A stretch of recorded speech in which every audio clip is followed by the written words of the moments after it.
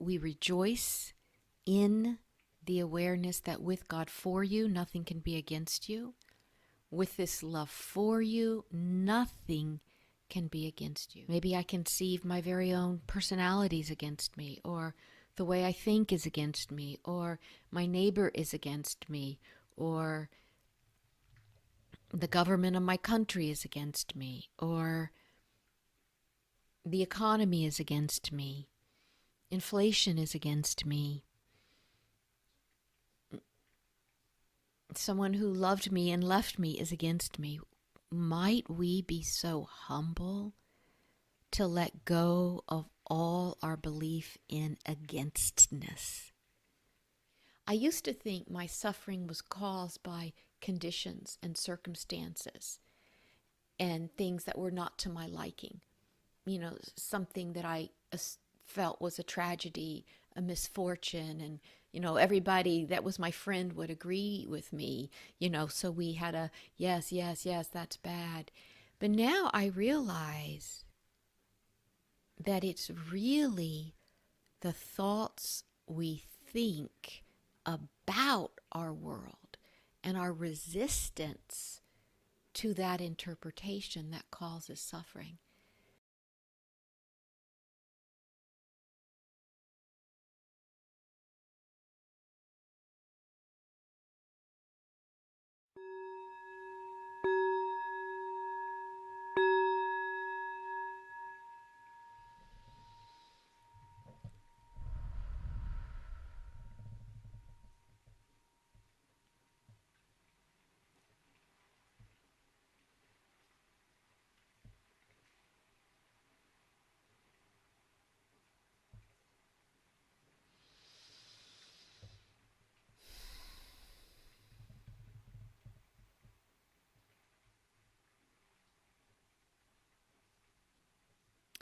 We open our minds together, we open our hearts together, that we may be aware of the divine hand of God, the divine hand of unconditional love that moves through and moves as our very lives. That no matter how lonely I have felt or you have felt, no matter how, hung out to dry we may have felt we've been, no matter how forlorn, no matter what the unbearable grief that we've ever experienced, this divine hand of God is, and it always is, and it always is where we are, this love. As we begin in prayer today, we begin by reaching to heaven, if you will, reaching within, reaching to the remembrance, to the awareness, to the divine right seeing of this divine hand. This divine hand that holds you, that guides you, that comforts you, that restores you, that renews you.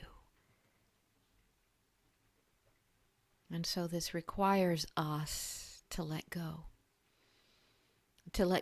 of the perspective of all aloneness, to let go of the piercing sense of isolation so many humans live within, and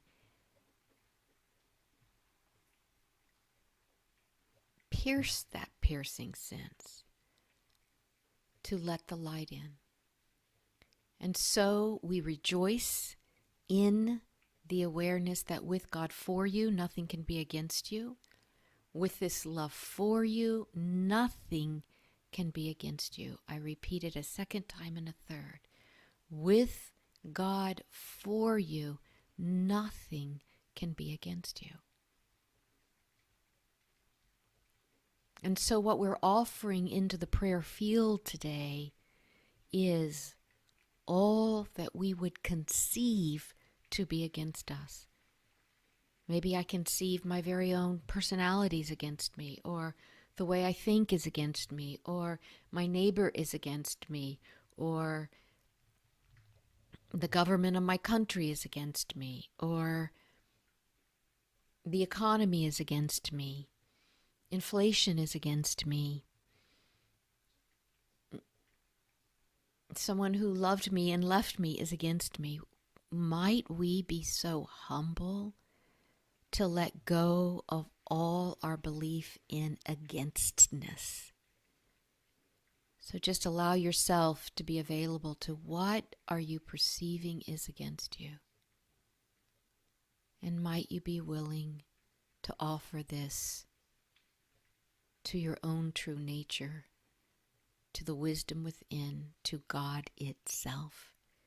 And so it is, this is what comes forward as we meet in prayer. We meet in prayer for transformation, for real revelations of joy. I accept this prayer on the air episode is deeply and powerfully blessed. What is to be said is said. What is to be heard is heard. What is to be released is released. And that which is to be embraced is embraced. Amen. Amen. Amen.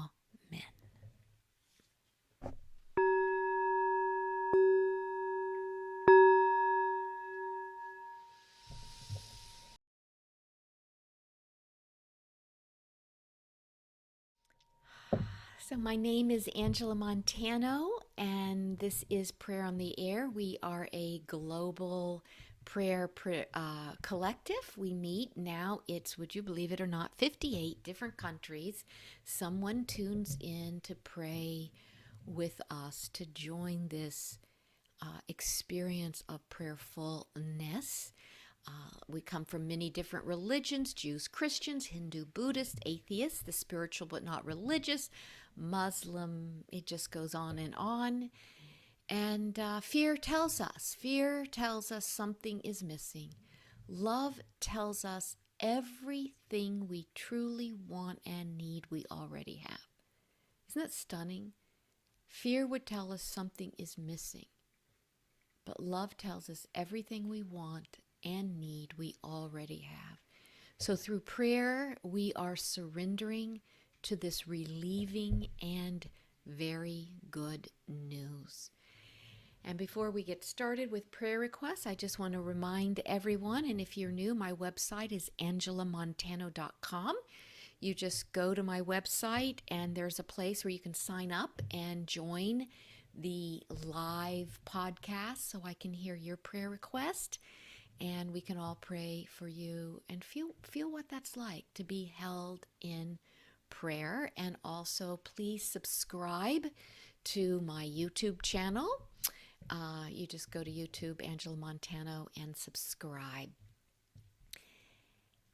So that is that. And now I'm going to start with a bit of an introduction and then we will go from there. So it's raining in LA right now, and it's really quite lovely when it rains here.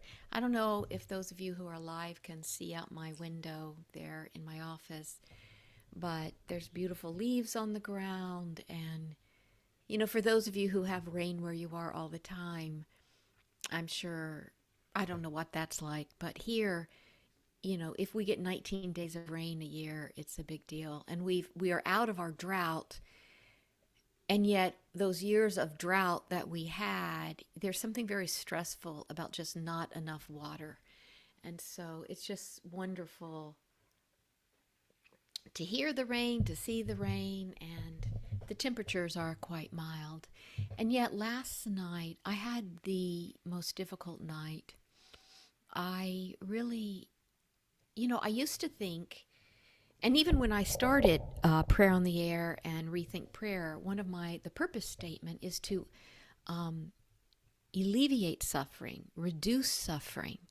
Because through these years of praying for people, I've seen over and over again the nourishing balm of prayer take people out of the internal nightmare, if you will, of their stressful thinking. And I've seen it work again and again and again. And I've also, as I've prayed for people, and I'm talking about my private clientele, some people have been with me since 1994. I've seen things. It's not like, oh, you pray for this and that happens. You pray for this and that happens. It's never been like that for me. But I just keep blessing, keep praying. And it's almost like, oh, that got solved. Oh, that got better. It's like a healing balm, and it works in its own way, in its own time. And I just want the whole wide world to have prayer support, that we can support each other in prayer and lift each other up into a sense of being supported.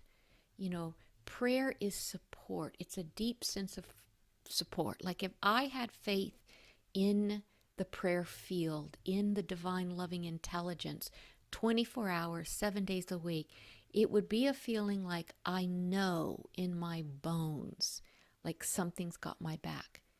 And as the Course in Miracles says, in that state of consciousness, fear would be impossible.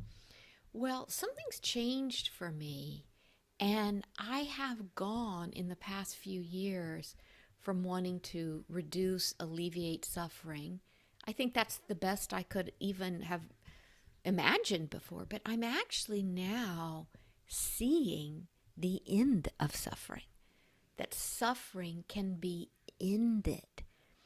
And I'm seeing more clearly that all the suffering I've ever experienced, as well as those of my beloveds, and I consider you my beloved,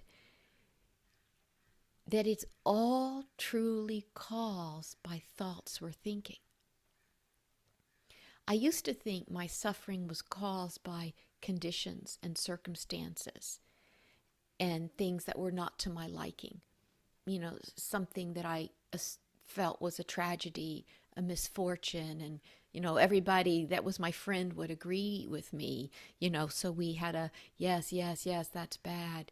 But now I realize that it's really the thoughts we think about our world and our resistance to that interpretation that causes suffering.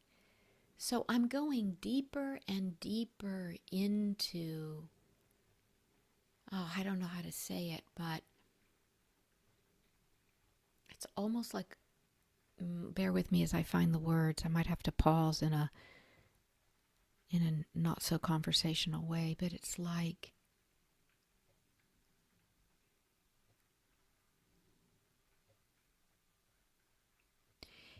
I am called to deeply love and trust everything as it is an expression of love.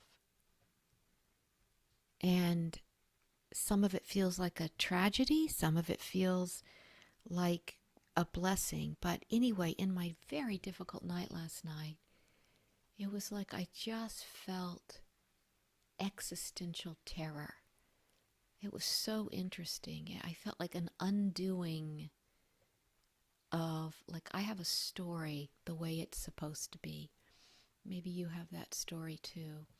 And I just felt an undoing of the way it's supposed to be. And in the night, my guidance, it was very difficult. I don't think I showed a lot of courage personally, because I kept wanting to soothe and get away from the feelings. But it was just go into it and feel it. Go into it. Go all the way into it. And as I went all the way into it to the best of my ability, when I did have my bouts of courage, it was really nothing. It's really just a lot of sensations in the body that my mind would tell me, don't go there.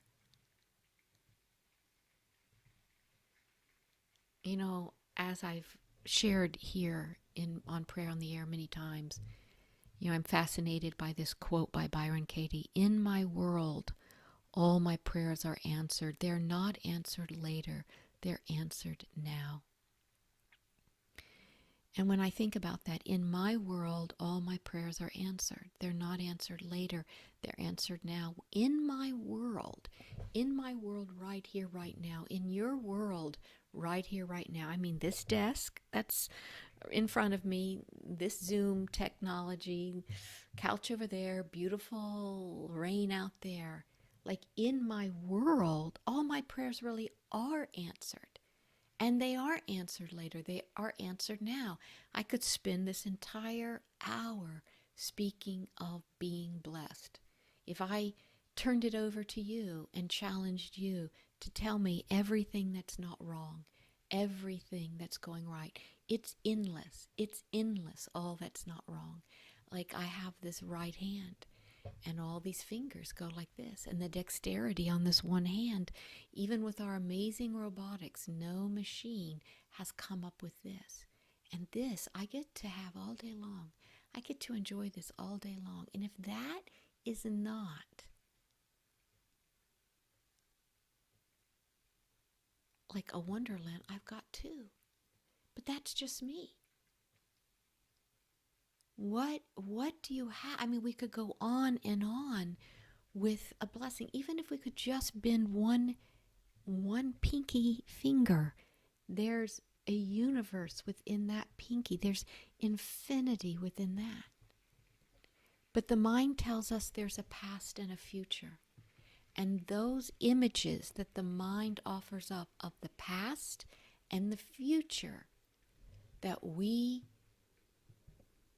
don't like or we find fault in, it captures our attention in such a way that it binds us. Our minds get identified, and we're taken out of heaven, out of here, out of now, out of counting our plethora of blessings. And then we're on that karmic loop. So one of the things I want to just put forward for you and me today is just the willingness to see through the story. And it's just two basic stories. It should be different than the way it is. That causes our suffering. It should be different than the way it is. Or how do I want to say this? Two basic stories. It's kind of like something should be that isn't, or something isn't that should be. That's all we have to drop for heaven here, heaven now. Something should be that isn't. Something is that shouldn't be. Like just imagine releasing that and being willing to live today in the counting your blessings mentality. Now, if we have faith in a power and presence greater than our own thinking, we can surrender to heaven. Now, maybe just 1/1 trillionth. Maybe I'm very resistant and I don't have the willingness.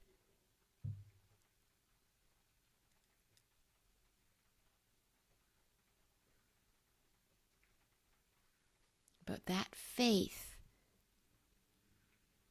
to accept that whatever is occurring is seeking to bless you in a way that is greater than you realize.